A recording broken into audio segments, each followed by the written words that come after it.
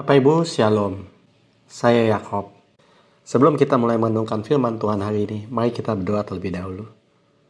Allah Bapa, tolong kami Bapa, supaya kami itu betul-betul tidak disesatkan oleh dunia ini Bapa. Tapi kami sungguh betul-betul menjadi seperti anak Allah di dunia ini Bapa.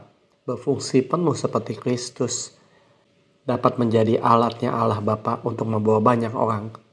Allah Bapa, terima kasih karena kami diizinkan menjadi anak Allah seperti Kristus selama di dunia ini. Bapak, tolong pimpin kami supaya terang kami bersinar sempurna seperti Kristus Bapak, sehingga banyak orang bisa kembali kepada Allah Bapak. Terima kasih Allah Bapak, tolong hamba yang bicara dan tolong semua yang mendengarkan Tuhan, berikan pada kami semuanya Roh Kudus, sehingga pesanmu ini tersampaikan murni tidak bercacat. Makasih ya Bapak, karena doa ini didengar dan dikabulkan. Dalam nama Tuhan Yesus, amin.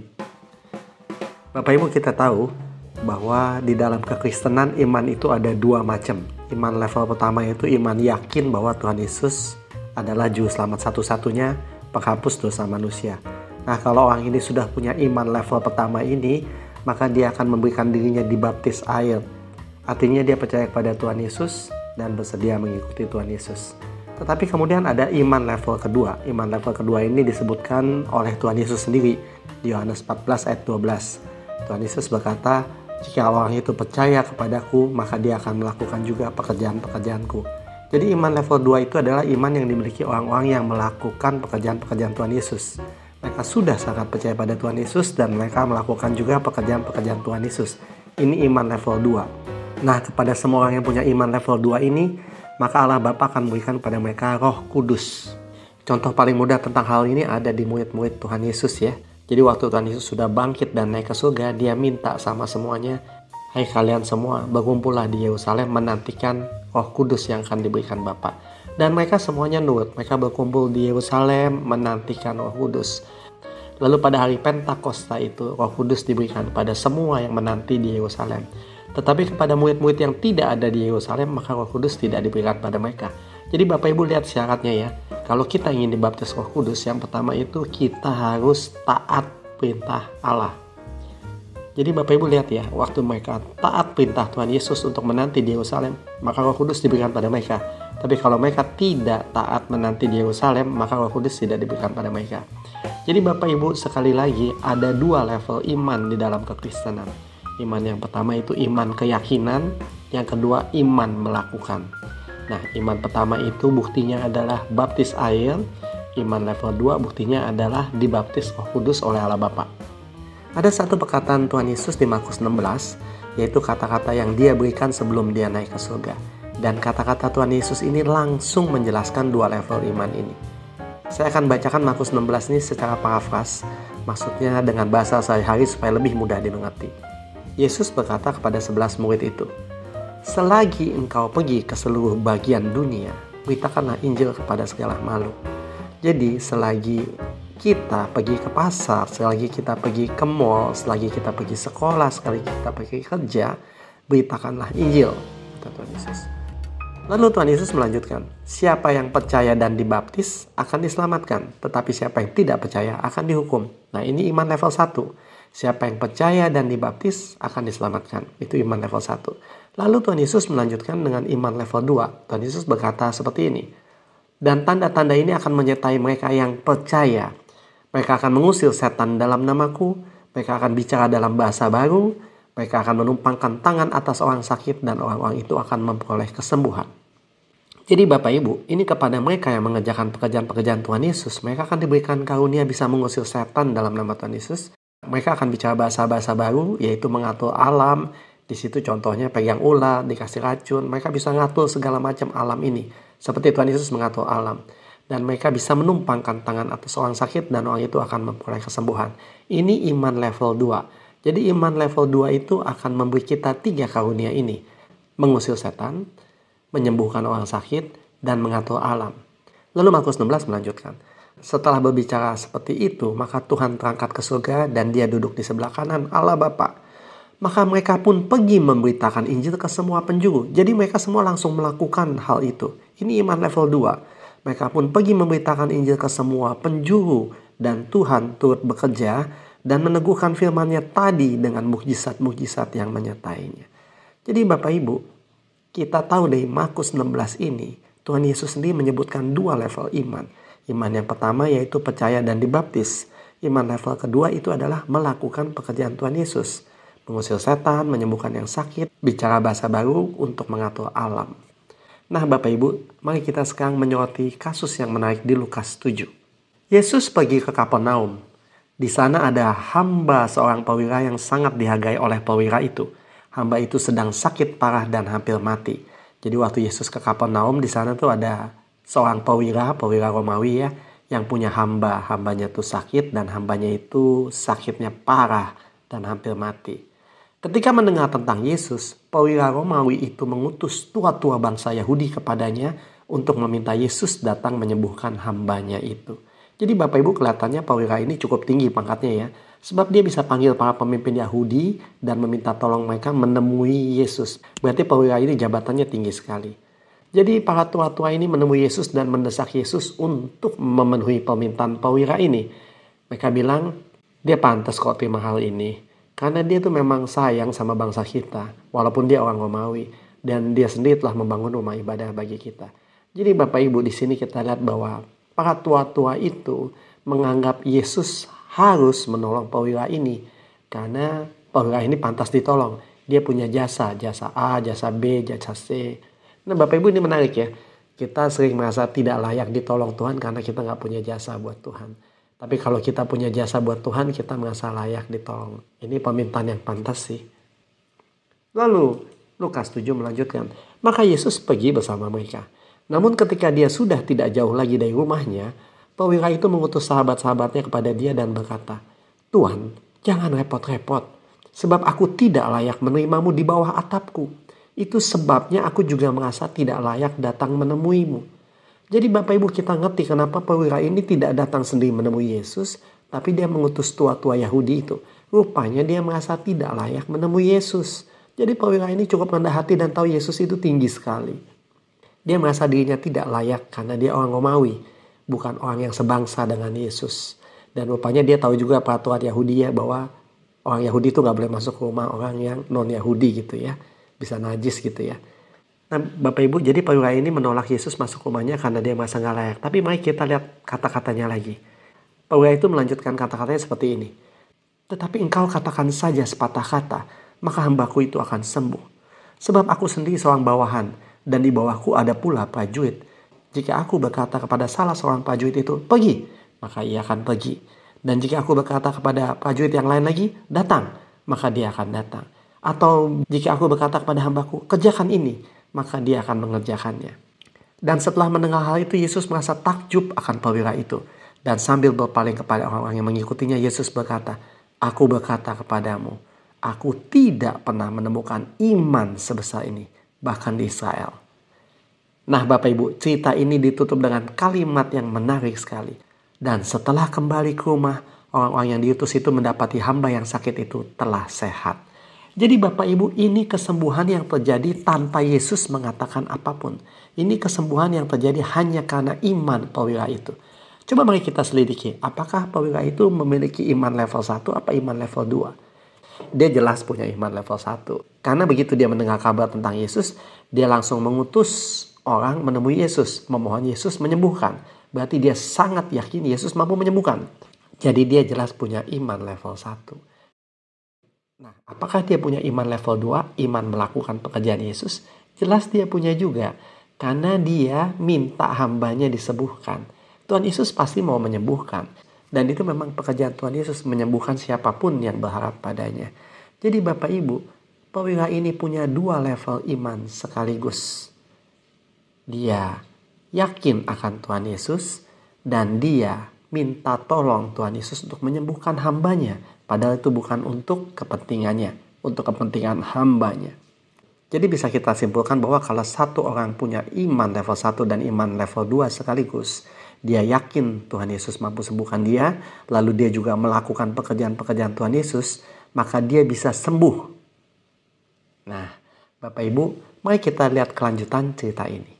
Dan kemudian Yesus pergi ke kota Nain dan para muridnya bersama dia. juga kerumunan orang banyak itu mengikutinya. Dan ketika dia telah mendekati pintu gerbang kota Nain itu, maka tampaklah orang yang telah meninggal tengah diusung. Yang meninggal itu adalah seorang anak laki-laki.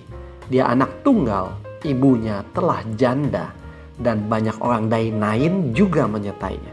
Ketika melihatnya, Tuhan Yesus berbelas kasihan kepadanya dan berkata kepadanya, "Janganlah menangis." Jadi Bapak Ibu, kisah ini memberitahu kita bahwa kalau kita nangis ya, Tuhan Yesus tuh pasti kasihan sama kita kok. Jadi Bapak Ibu kalau ada masalah dan rasanya pengen nangis, menangislah kepada Tuhan. Pasti Tuhan berbelas kasihan pada kita. Mazmur 51 berkata bahwa korban bagi Allah yang Allah berkenan adalah roh yang remuk, hati yang remuk dan patah, jiwa yang hancur. Itu tidak pernah Tuhan pandang hina. Tuhan sangat hargai sebagai korban yang Dia suka. Jadi Bapak Ibu kalau kita menghadap Tuhan dengan roh yang remuk, hati yang remuk, Tuhan akan menghargai sekali. Nah inilah yang terjadi kepada janda itu. Padahal dia nggak menghadap Tuhan dengan menangis. Dia menangisi anaknya, tapi Tuhan berbelas kasihan pada dia. Nah Bapak Ibu, kemudian Lukas 7 melanjutkan. Setelah mendekat, Yesus menyentuh usungan itu. Para pengusung itu masih berdiri, tetapi Yesus berkata, "Hai anak muda, aku berkata kepadamu, bangkitlah." Dan yang mati itu duduk dan mulai bicara, dan Yesus menyerahkannya kepada ibunya. Dan ketakutan meliputi semua orang, dan mereka memuliakan Allah seraya berkata, "Seorang nabi besar telah dimunculkan di antara kita, dan Allah telah melawat umatnya." Maka tersiarlah kabar tentang Yesus di seluruh Yudea dan daerah sekitarnya. Nah, Bapak Ibu, ini kesembuhan yang kedua. Tetapi kesembuhan yang kedua itu dilakukan dengan perkataan Tuhan Yesus. Jadi mari kita cek, apakah janda itu punya iman level 1? Tidak. Apakah janda itu punya iman level 2? Tidak. Lalu siapa yang punya iman level 1 dan iman level 2? Tuhan Yesus. Jadi kesembuhan ini terjadi karena iman level 1 dan iman level 2 Tuhan Yesus. Jadi Bapak Ibu, kita bisa simpulkan bahwa kita bisa menyembuhkan orang kalau orang itu punya iman level 1 dan iman level 2 sekaligus. Mudah sekali bagi dia untuk sembuh karena dia punya 2 level iman itu. Dan kita juga belajar bahwa kita bisa menyembuhkan orang lain kalau pertama, Tuhan berbelas kasihan atas orang itu. Kedua, kita punya iman level 1 dan iman level 2. Kalau kita punya iman level 1 dan iman level 2 dan Tuhan kasihan sama orang itu pasti sembuh. Belum lama ini ada satu orang non-Kristen minta saya mendoakan istrinya yang di ICU. Istrinya juga non-Kristen, tapi lagi sekarat. Lalu dia minta saya datang, lalu saya datang ke situ, dan waktu saya datang saya tanya sama Tuhan, "Tuhan ini saya mesti ngapain ya, kan dia non-Kristen." Lalu Tuhan bilang sama saya, "Kamu bisikin di telinganya begini, 'Bu, maukah ibu ikut Tuhan Yesus? Nanti ibu diampuni dosanya dan diselamatkan jiwanya.'" Beritahu dia hal itu. Lalu setelah dia mau, kamu ajak dia berdoa. Bapak Ibu, begitu saya ketemu sama ibu itu di ruang ICU, saya langsung bisikin di telinganya, "Bu, mau gak ikut Tuhan Yesus? Nanti dosa ibu diampuni dan ibu jiwanya diselamatkan." Dia pegang tangan saya, terus dia buka matanya. Dia mau. Saya ajak dia doa, saya bilang ikutin doa saya Bu. Lalu kami minta supaya dosanya diampuni, lalu kami minta juga supaya jiwanya diselamatkan. Saya yakin sekali Bapak Ibu, ibu itu akan sembuh. Karena dia punya iman level 1 dan saya punya 2 iman itu. Saya yakin Tuhan Yesus mampu sembuhkan dan saya juga mengerjakan pekerjaan-pekerjaan Tuhan Yesus. Jadi Bapak Ibu, iman level 1 dan iman level 2 sangat penting untuk menolong banyak orang. Allah Bapa pasti memenuhi permintaan orang yang punya 2 level iman sekaligus. Bapak Ibu, ayat yang paling jelas menyatakan hal ini adalah Yohanes 14 ayat 12-14. Saya bacakan ya Bapak Ibu. "Barang siapa beriman kepadaku, pasti dia juga melakukan pekerjaan-pekerjaan yang aku lakukan." Bapak Ibu, waktu Tuhan Yesus katakan ini maksudnya jelas iman level 2. Sudah lewat iman level 1. Sekali lagi saya bacakan Bapak Ibu. "Barang siapa beriman kepadaku, pasti dia juga melakukan pekerjaan-pekerjaan yang aku lakukan. Bahkan dia akan melakukan lebih dahsyat lagi dari yang kulakukan. Karena aku pergi kepada Bapa." Bapak Ibu, kalimat keduanya ini bagus sekali ya. Kalau kita punya iman level 2, kita melakukan pekerjaan-pekerjaan Yesus, maka kita akan melakukan pekerjaan-pekerjaan yang lebih dahsyat lagi dari yang Yesus lakukan. Bapak Ibu, ini terbukti loh sama Petrus. Kita ingat ya, Tuhan Yesus tidak pernah khotbah, sekali khotbah 3.000 orang bertobat dan dibaptis.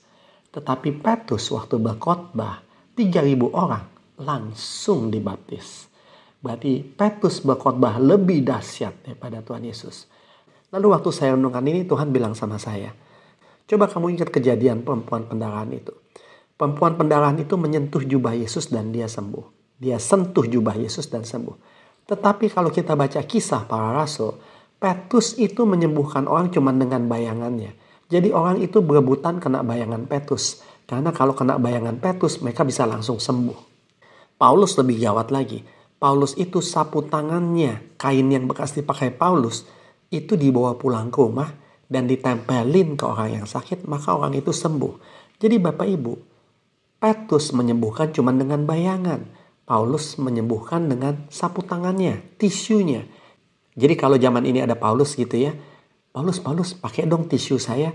Lalu Paulus pakai tisu saya untuk menyeka keringatnya. Lalu tisu itu saya bawa pulang, saya tempelin ke orang kanker stadium 4 dan orang itu sembuh. Jadi Bapak Ibu, siapa menyembuhkan lebih dahsyat? Tuhan Yesus, Petrus, apa Paulus? Paulus Bapak Ibu. Berarti benar kata-kata Tuhan Yesus ini terbukti bahwa orang itu akan melakukan lebih dahsyat dari yang kulakukan. Lalu Tuhan Yesus melanjutkan di kalimat Yohanes 14 itu, karena aku pergi kepada Bapa. Apa maksud kalimat ini? Karena Tuhan Yesus sudah pergi kepada Allah Bapa, dan yang melanjutkan pekerjaan itu adalah kita semua yang masih ada di dunia ini.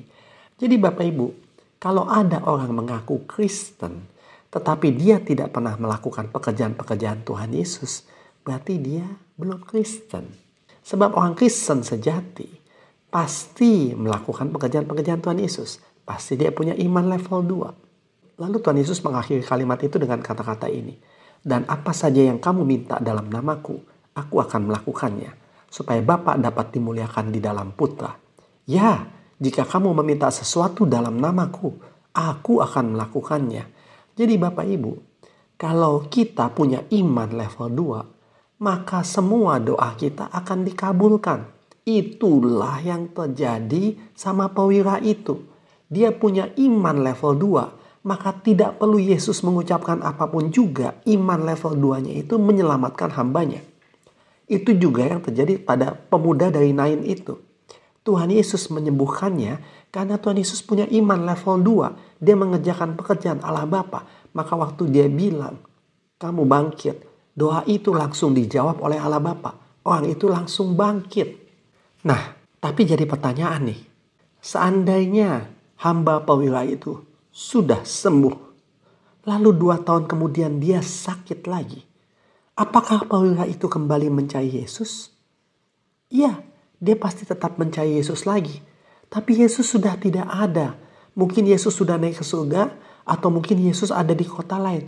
Lalu bagaimana perwira itu bisa mendapat pertolongan? Mudah sekali kalau perwira itu bertemu dengan Petrus, bertemu dengan Yakobus, bertemu dengan Yohanes. Kalau andai kata perwira itu bisa bertemu Petrus, Yakobus, dan Yohanes, pasti hambanya bisa disembuhkan lagi. Dia hoki kalau bisa ketemu Petrus, Yohanes, Yakobus, dan rasul lainnya. Jadi tetap ada pertolongan dari Allah Bapa. Itu juga pemuda yang dari Nain itu. Kalau kemudian dia sakit lagi, kemana dia mau mencari pertolongan? Tuhan Yesus sudah tidak ada. Maka dia bisa mencari murid-murid Tuhan Yesus. Petrus, Yakobus, Yohanes, Paulus. Dia bisa mencari mereka. Dan dia bisa disembuhkan lagi. Jadi Bapak Ibu, kita semua tetap harus meneruskan pekerjaan itu. Karena Tuhan Yesus sudah naik ke surga. Dan tidak ada yang meneruskan. Kasihan sekali orang-orang itu. Mereka tidak bisa minta tolong ke Tuhan Yesus lagi. Karena Tuhan Yesus sudah naik ke surga. Tapi tidak perlu khawatir, kata Tuhan Yesus. Karena ada kita semua yang meneruskan pekerjaannya di bumi ini. Jadi Bapak Ibu, kita pengikut Tuhan Yesus. Kita punya iman level 1. Kita juga punya iman level 2. Maka kita harus meneruskan pekerjaan Yesus itu. Karena kesian sekali orang-orang itu. Tidak ada pertolongan dari Allah. Kalau tidak, kita tolong. Nah, jadi kita paham sekarang mengapa Tuhan Yesus bilang kita adalah terang dunia. Bapak Ibu, terang dunia itu bukan cuma satu ya. Tuhan Yesus sendiri berkata, "Akulah terang dunia" di Yohanes 8 ayat 12. Tetapi di Matius 5 Tuhan Yesus juga bilang, "Kamu adalah terang dunia." Jadi Bapak Ibu, kita dan Yesus sama-sama terang dunia. Dia terang dunia selagi dia masih ada di dunia. Lalu kemudian dia sudah naik ke surga. Lalu siapa yang menggantikan dia sebagai terang itu? Kita yang menggantikan dia sebagai terang itu. Jadi kita paham mengapa Tuhan Yesus memberi kita jabatan itu. Kamu adalah terang dunia. Mari kita lihat ayatnya di Matius 5 itu secara lebih lengkap. Kamu adalah terang dunia. Sebuah kota yang terletak di atas gunung tidak mungkin tersembunyi. Begitu juga tidak ada orang yang menyalakan pelita lalu menutupnya dengan tempayan. Pelita pasti ditaruh di tempat yang tinggi supaya sinarnya menerangi semua orang di dalam rumah. Demikianlah seharusnya terangmu bercahaya di hadapan manusia, sehingga mereka dapat melihat perbuatanmu yang lebih baik dan memuliakan Bapamu yang di surga. Jadi Bapak Ibu, kita adalah terang dunia, dan Tuhan Yesus berkata, hendaknya terang kita bercahaya di hadapan manusia. Bagaimana caranya terang kita bercahaya di hadapan manusia? Perbuatan kita harus lebih baik dan lebih berguna, sehingga orang memuliakan Bapa yang di surga. Kalau kita tiap hari bertindak lebih baik daripada manusia lainnya, lebih berguna daripada manusia lainnya, maka terang kita akan bercahaya terang. Dan waktu terang kita bercahaya terang, maka Allah Bapa akan meletakkan kita di tempat yang tinggi. Bapak Ibu, ini kalimatnya bagus ya. Tuhan Yesus bilangnya begini, tidak ada orang yang menyalakan pelita lalu menutupnya dengan tempayan.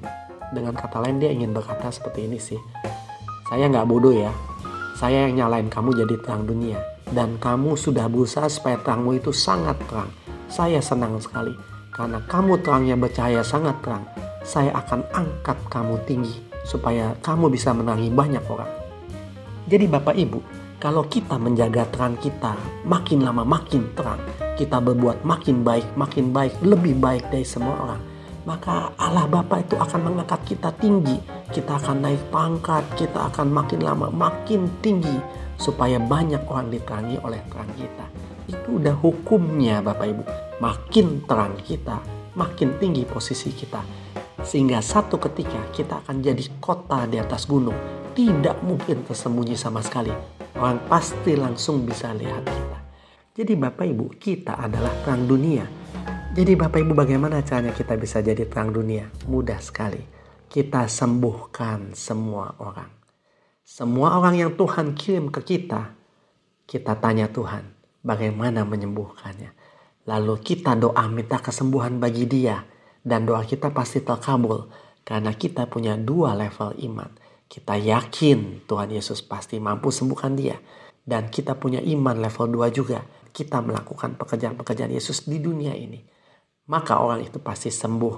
Dan waktu orang itu sembuh, dia akan memuliakan Allah. Bapak Ibu, kalau kita lakukan itu terus-menerus sepanjang hidup kita, pasti Tuhan akan angkat kita tinggi sekali. Seperti Tuhan Yesus sangat-sangat dihormati waktu dia ada di dunia. Seperti Petrus sangat-sangat dihormati waktu ada di dunia. Seperti Paulus sangat-sangat dihormati waktu ada di dunia. Karena mereka jadi terang yang bersinar terang sekali. Tapi Bapak Ibu, ada satu kesembuhan yang menarik sekali di 2 Raja-Raja 5. Yaitu kesembuhannya Naaman. Mari kita teliti kesembuhannya Naaman ini. Saya akan ambil bagian-bagian yang penting saja dan saya bacakan kepada Bapak Ibu. Lalu Naaman datang dengan kudanya dan dengan kereta perang. Lalu berdiri di depan pintu rumah Nabi Elisa. Jadi rupanya Naaman ini datang ke Israel pakai kereta perang ya. Pantas Raja Israel takut ya menemui dia.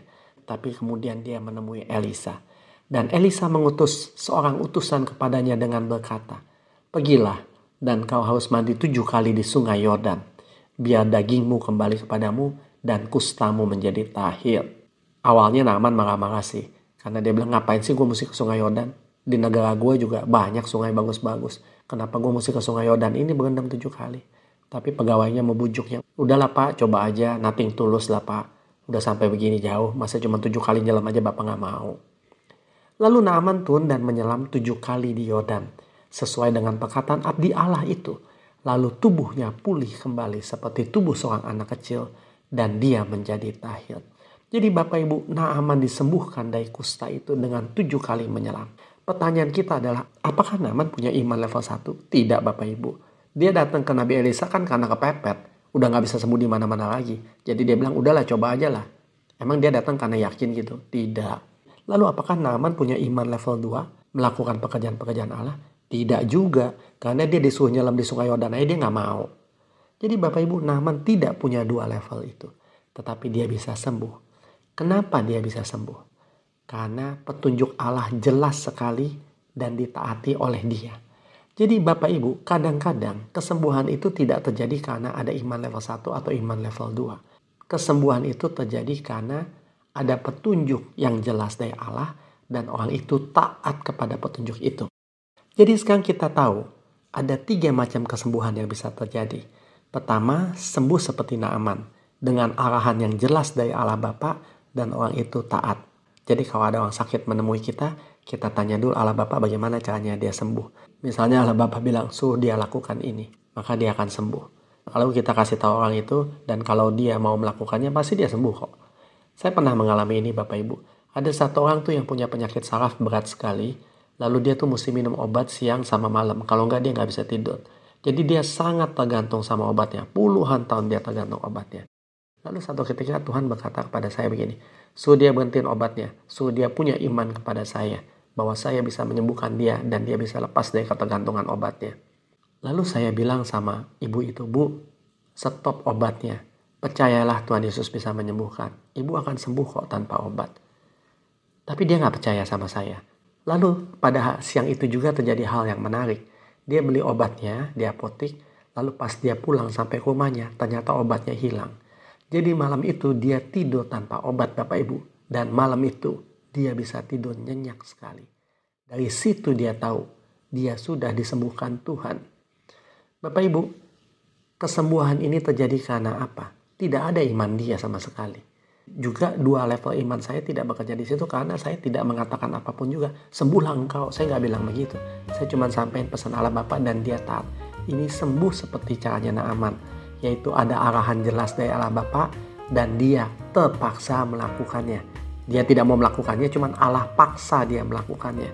Jadi ini sembuh dengan arahan Allah Bapa, seperti Naaman. Lalu ada kesembuhan yang dengan cara Perwira tadi, sembuh dengan iman dia sendiri. Dia punya iman level 1, dia punya iman level 2. Ini sembuh yang pasti terjadi karena imannya besar. Lalu sembuh seperti pemuda Nain itu. Ada perkataan Allah, ada perkataan kita.